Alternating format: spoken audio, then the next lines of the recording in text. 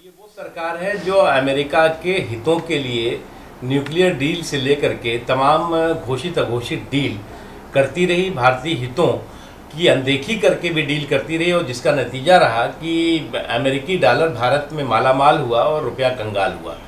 और इसी का नतीजा रहा कि जो सरकार उदारवाद के नाम पर आई वो भारत को उदारवाद के रास्ते पे खड़ा कर गई।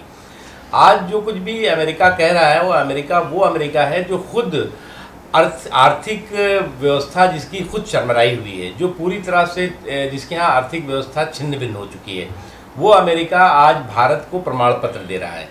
और ऐसी सरकार को प्रमाण पत्र दे रहा है जो सरकार की अमेरिकी हितों की रक्षा के लिए भारतीय हितों को भी ऊपर रख करके काम करती रही है, भारतीय हितों को जो है त्याग कर काम करती रही है। मैं मानता हूँ कि जो भी देश की आर्थिक बदहाली हुई है वो उसके लिए अगर कोई जिम्मेदार है तो ये सरकार और सरकार की नीति।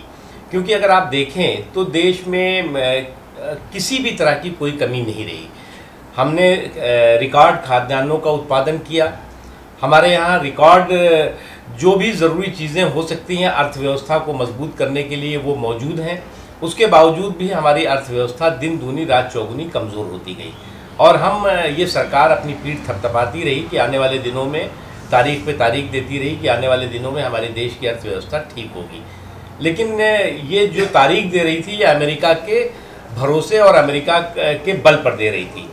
और आज अमेरिका ने खुद ये प्रमाण पत्र दिया है कि भारत एक आर्थिक आपातकाल की दौर से गुजर रहा है। मैं मानता हूँ कि अभी भी सरकार के लिए समय है।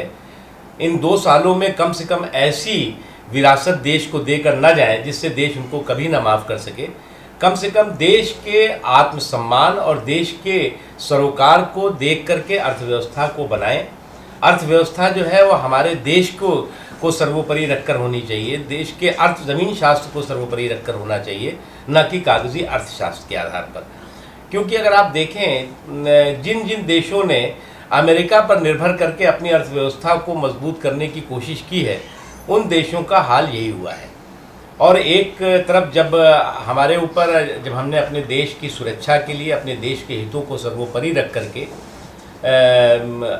पोखरण टेस्ट किया था अटल जी के समय में, उस समय हमारे ऊपर इकोनॉमिक सैंक्शन आर्थिक प्रतिबंध लगाया गया था और इसी अमेरिका ने लगाया था। अमेरिका के आर्थिक प्रतिबंध के बावजूद भी हमारी अर्थव्यवस्था कमज़ोर नहीं हो पाई थी बल्कि और मजबूत हुई थी। तो जो देश आत्मनिर्भर होकर के अपने आत्मसम्मान के साथ अपने देश को चलाता है वो देश हमेशा आगे बढ़ता है। और जिस देश ने भी अमेरिका के सम्मान की चिंता ज़्यादा की है उस देश का हश्र यही हुआ है। कहीं ऐसा तो नहीं ओबामा जी की FDI से ज़्यादा सर्वोपरि है और ख़ास तौर से रिटेल के मुद्दे पर। इसलिए जो इसमें रिजर्वेशंस हैं वो देश में पार्लियामेंट के अंदर कहे जा चुके हैं, पार्लियामेंट के बाहर भी इसकी बात हो चुकी है।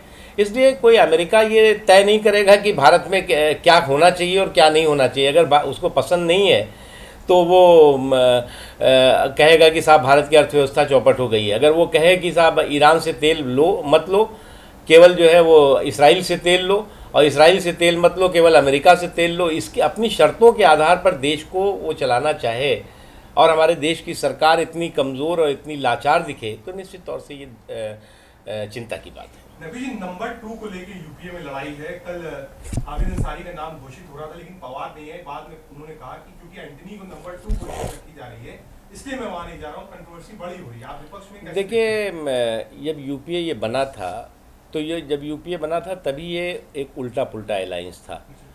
कहीं का ईंट कहीं का रोड़ा, भानुमती से कुनबा जोड़ा, ये ऐसा अलायंस बना था। और ऐसी पार्टी इस अलायंस का नेतृत्व कर रही है कांग्रेस पार्टी, जो ना गठबंधन धर्म को जानती है और ना गठबंधन धर्म को निभाना जानती है। और इसका नतीजा हुआ है कि इन 8 सालों में जो उनके साथी थे उनका मोह पूरी तरह से भंग हो चुका है। और एक के बाद एक जो यूपीए के साथी हैं वो एक के बाद एक अपनी नाराज़गी दिखा रहे हैं, अलग हो रहे हैं। और आने वाले दिनों में जल्द ही यूपीए बिखरा हुआ कुनबा सामने दिखाई पड़ेगा। निश्चित तौर से इस भ्रष्टाचार के डूबते हुए जहाज़ पर कोई बैठ करके आगे ज़्यादा दिन चलने की तैयार नहीं होगा।